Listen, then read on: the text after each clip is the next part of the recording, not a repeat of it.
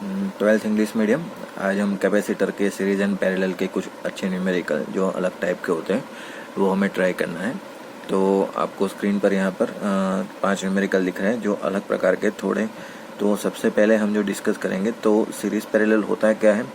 तो सीरीज़ और पैरेलल तो इक्वेशन आप याद कर लीजिए। सीरीज़ का फॉर्मूला था 1/C1 + 1/C2 + 1/C3 ऐसे करके आपको सीक्वेंस में जाना था। तो और सी इक्विवेलेंट अगर सभी कैपेसिटर सेम है तो C/N लिखते थे। वैसे ही अगर पैरेलल कॉम्बिनेशन है तो पैरेलल कॉम्बिनेशन में सी इक्विवेलेंट = होता है C1 + C2 + C3 और सभी कैपेसिटर अगर सेम है तो CN एक जनरल फॉर्मूला हमने बनाया था। उसके बाद जो पैरेलल प्लेट कैपेसिटर था वो कैसे बनता था। तो आपके पास 2 प्लेट होती थी, एक पॉजिटिव और एक नेगेटिव।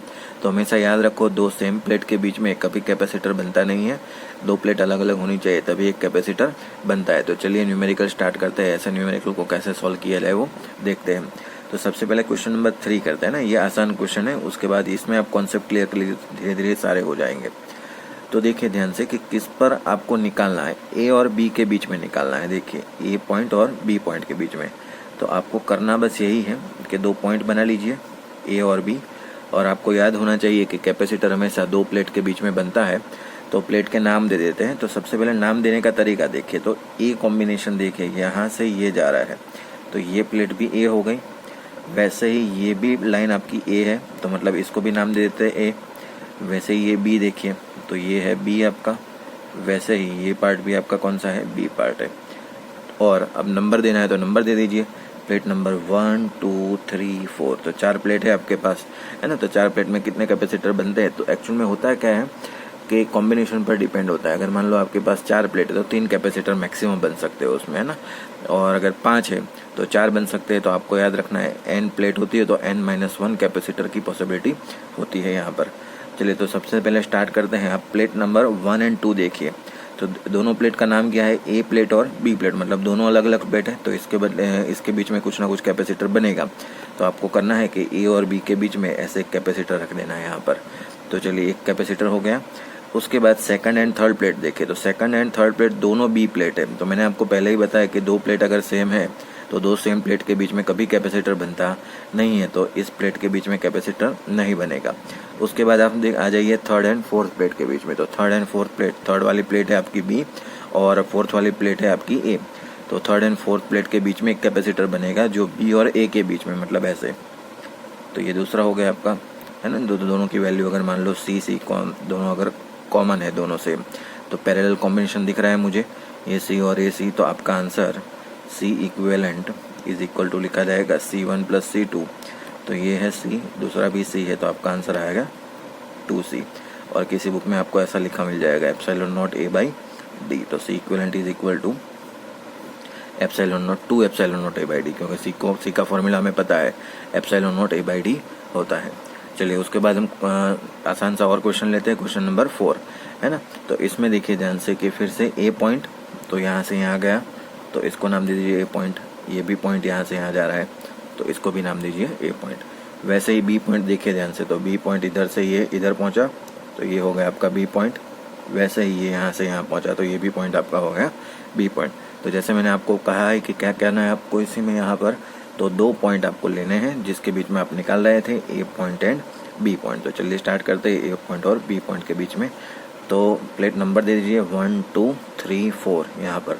चलिए तो फर्स्ट एंड सेकंड प्लेट तो ए और बी है तो कैपेसिटर बनेगा। तो एक कैपेसिटर यहाँ पर बना दिया। सेकंड एंड थर्ड प्लेट देखिए बी एंड ए, है ना, अलग अलग है तो फिर से एक कैपेसिटर बनेगा सेकंड और थर्ड के बीच में। तो चलिए ये बन गया। अब थर्ड एंड फोर्थ प्लेट फिर से देखिए ए और बी है ना, ए एंड बी। तो फिर से ए एंड बी प्लेट के बीच में एक और कैपेसिटर बन गया। तो लीजिए एक और कैपेसिटर बन गया। तो ये सी सी सी, ये देखिए ये कौन सा कॉम्बिनेशन बन रहा है यहाँ पर। तो यहाँ पर आपका ये पैरेलल कॉम्बिनेशन बन रहा है। और पैरेलल कॉम्बिनेशन में आपको पता है कि समिशन होता है तो लिखा जाएगा C equivalent = C1 + C2 + C3, मतलब C + C + C3C आपका आंसर, है ना। और किसी बुक में आपको ऐसा मिल जाएगा 3 ε0 A/D। तो C की वैल्यू क्या होती है, ε0 A/D। चलिए अब आता है क्वेश्चन नंबर 1 पर, है ना। ये दोनों आसान थे। अब 1 में कुछ अलग दिख रहा है आपको। 1 का जो क्वेश्चन है वो देखिए ध्यान से कि आपका ए भी अलग है, बी भी अलग है और ये कुछ नया ऐड हुआ है यहाँ पर। तो इसको क्या करना है, ये जो आपको नया कुछ दिख रहा है उसको क्या करना है। तो ए बी पॉइंट तो मुझे समझ में आ गया। अब ये जो नई लाइन है उसको कुछ ना कुछ नाम दे दीजिए आप, X Y Z P Q R कुछ भी दे सकते हैं ना। तो चलिए मैं इसको एक्स नाम दे देता हूँ। तो एक्स लाइन यहाँ पर भी है तो ये भी एक्स, ये लाइन यहाँ भी जा रही है तो ये भी एक्स है ना। ये ए है पूरा तो ये लाइन ए, ये भी बी लाइन है तो बी लाइन। चलिए नंबर दे दीजिए 1 2 3 4। किसके बीच में निकालना है, चलिए तो ए और बी पॉइंट के बीच में निकालना है तो ए और बी लिख दीजिए वहाँ पर। चलिए अब ऊपर से गिनते चाहिए कि कहाँ से कहाँ पर बन रहा है। तो प्लेट नंबर 1 और 2 है ना, तो यहाँ पर बीच में कुछ एक्स था तो एक्स यहाँ लगा दीजिए कहीं भी रैंडमली है ना। तो देखिए 1 और 2 प्लेट मतलब एक्स एंड ए, तो एक्स एंड ए प्लेट दोनों अलग है तो कैपेसिटर बनेगा। फिर सेकंड एंड थर्ड में देखिए कहाँ पर है, ए एंड बी के बीच में, तो ये ऐसे बनेगा ए प्लेट और बी प्लेट के बीच में, तो ये बन गया। फिर देखिए ध्यान से थर्ड एंड फोर्थ, तो मतलब बी एंड एक्स, तो ये बी और ये एक्स, तो इनके बीच में एक और कैपेसिटर, तो ये सी और सी, ये कॉम्बिनेशन बन गया आपका। तो आपको ये ए और बी पॉइंट के बीच में निकालना है। तो सबसे पहले इसको कैसे सॉल्व करेंगे, तो नीचे वाला सीरीज कॉम्बिनेशन हम सॉल्व कर देंगे। अब आपको पता है दो सीरीज में सेम हो, तो एक्चुअल में हमारा जनरल आंसर क्या था, C/N सेम हो तब सीरीज में, तो यहाँ पर दो सेम है तो सीरीज में क्या हो जाएगा C/2। तो इसका जो आंसर आएगा इस नीचे का है ना, वो आपका आंसर आएगा C/2। और ऊपर आपका क्या बचा है C, तो ये आपका C/2 और ऊपर वाला C अब किस में आ जाएंगे, पैरेलल में आ जाएंगे। और पैरेलल में आप सबको पता है क्या करना होता है, डायरेक्ट समीशन करना होता है। तो C प्लस C/2 ऐसे लिख दीजिए। तो कितना हो गया ये 2C प्लस C मतलब 3C/2। और ऐसे लिखेंगे 3ε0 A/D ये 2, तो 3/2 ε0 A/D आप ऐसे लिख देंगे। तो आपका ये आंसर हो गया। चलिए क्वेश्चन नंबर 2। क्वेश्चन नंबर 2 में देखिए ध्यान से कि फिर से वैसा ही कॉम्बिनेशन है कि ए और बी अलग है और एक कुछ तीसरा अलग दिख रहा है, तो उसको आप एक्स नाम दे दीजिए फिर से। तो एक्स पॉइंट यहाँ भी जा रहा है तो इसको भी एक्स नाम दे दीजिए। ये पॉइंट यहाँ भी जा रहा है तो ये एक्स पॉइंट, ये वाला ए है तो ए यहाँ पर, ये वाला बी है तो बी यहाँ पर।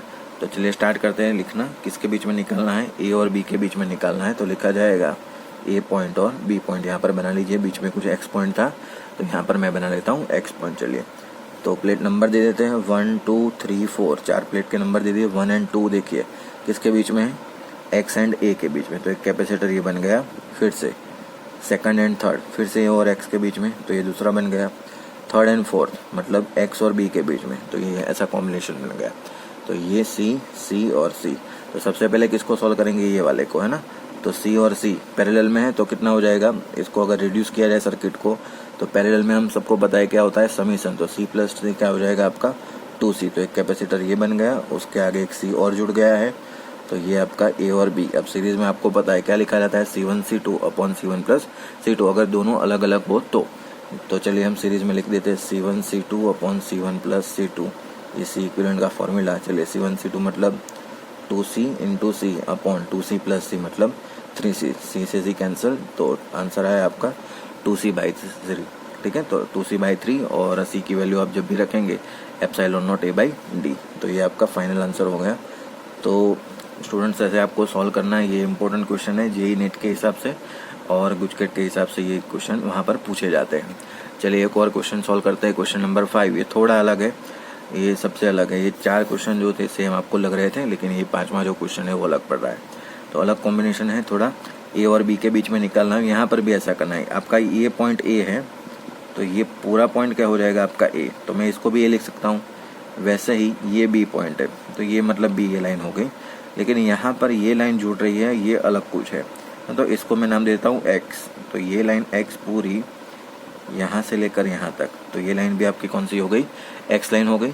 चलिए तो अब सॉल्व करना स्टार्ट करते हैं सर्किट को। क्या लिखा जाएगा, ए बी, बीच में कुछ मुझे मिल रहा है वो क्या था, एक्स। चलिए तो ये पहला कैपेसिटर देखते जाइए, ए और एक्स के बीच में एक कैपेसिटर दिख रहा है तो ये लिख दिया मैंने। तो ऐसे कैंसिल करते जाओ तो आपको समझ में आए कि ये काम हो गया इसका, ए और एक्स का ख़त्म। फिर एक्स और ए के बीच में फिर से, तो मतलब एक और कैपेसिटर इन दोनों के बीच में, तो ये बना ले, इसको उड़ा दो यहाँ से। फिर से ए और एक्स के बीच में एक और कैपेसिटर, तो लो ये एक और बन गया, इसको भी उड़ा दो। अब एक्स और बी के बीच में, तो मतलब एक्स और बी के बीच में एक कैपेसिटर लीजिए, तो सर्किट बन गई C और ये C। तो सबसे पहले पैरेलल कॉम्बिनेशन सॉल्व कर दीजिए, C प्लस C, तो ये आपका आंसर हो जाएगा 3C। उसके आगे एक और C लगा दीजिए, तो ये आपका रिड्यूस करते सर्किट ऐसे ये हो जाएगी। तो ये 3C एंड ये C किसमें है, अभी सीरीज में है। तो सीरीज कॉम्बिनेशन में हम क्या करते हैं, C1 C2 upon C1 plus C2, तो लिखा जाएगा 3C into C upon 4C, है ना, 3C प्लस C। तो C से C कैंसल, तो आपका आंसर है 3C/4 और एप्सिलॉन नॉट A/D लिख दीजिए C के बदले, है ना, ऑप्शन में डेटा में अगर गिवन है तो आपका फाइनल आंसर हो गया 3C/4। चलिए, तो आपको ऐसे सॉल्व करना है, ये न्यूमेरिकल इंपॉर्टेंट है, बुचकेट और MCQ के हिसाब से बोर्ड में भी पूछे जाते हैं, तो आप ये तैयार कर लीजिए।